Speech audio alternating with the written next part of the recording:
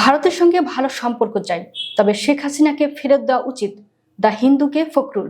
বাংলাদেশ ভারতের সম্পর্ক কোনো একটি ইস্যুতে বন্দী বা আটকে থাকা উচিত নয়। গণ আন্দোলনে ক্ষমতাচ্যুত শেখ হাসিনা ভারতে অবস্থান করলেও তা ভারতের সঙ্গে বিস্তৃত সম্পর্ক গড়তে বাংলাদেশের পথে বাধা হবে না। এমনটাই বলেছেন বাংলাদেশের সর্বশেষ জাতীয় নির্বাচনে বিজয়ী দল বিএনপির মহাসচিব মির্জা ফখরুল ইসলাম আলমগীর।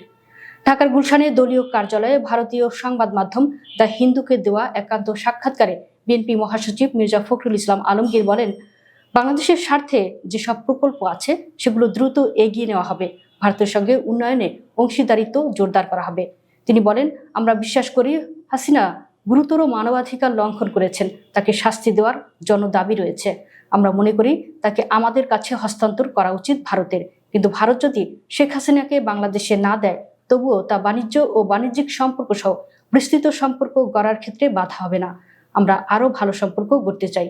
তিনি জোর দিয়ে বলেন, ভারত বাংলাদেশের বৃহত্তর সম্পর্ক একটিমাত্র ইস্যুতে বন্দী থাকা উচিত নয়। অন্তর্বর্তী সরকারের আমলে বাংলাদেশ বারবার ভারতের কাছে শেখ হাসিনা ও 2024 সালের গণ অভ্যুত্থানের পর পালিয়ে যাওয়া আওয়ামী লীগের কয়েকজন জ্যেষ্ঠ নেতাকে ফেরত দেওয়ার আহ্বান জানিয়েছে।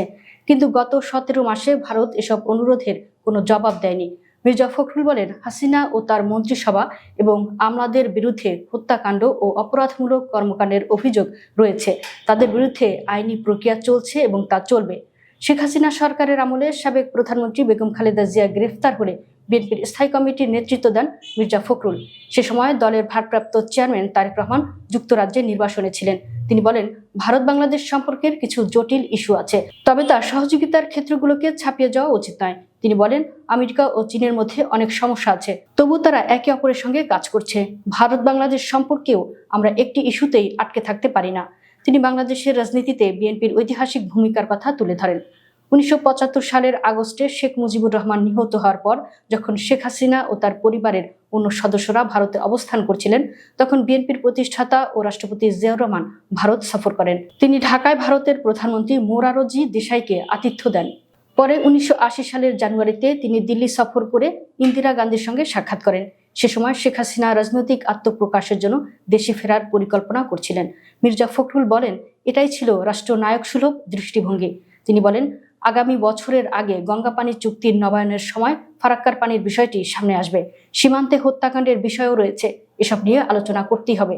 তিনি বলেন, আমরা ভারতের সঙ্গে যুদ্ধ করতে পারি না, আমাদের কথা বলতে হবে, আলোচনা করতে হবে। যারা ভারতের সঙ্গে যুদ্ধের কথা বলে তারা পাগলের মতো কথা বলে।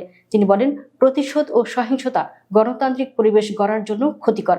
2024 সালের আগস্টের সহিংস গণ অভ্যুত্থানের পর অন্তর্বর্তী সরকার রাজনৈতিক সমঝোতা আনতে পারেনি, কারণ অভ্যুত্থানের নেতারা অধ্যাপক ইউনূসকে বেছে নিয়েছিলেন। তিনি বলেন, অধ্যাপক ইউনূস সেই নির্দেশনার বাইরে যেতে পারেননি।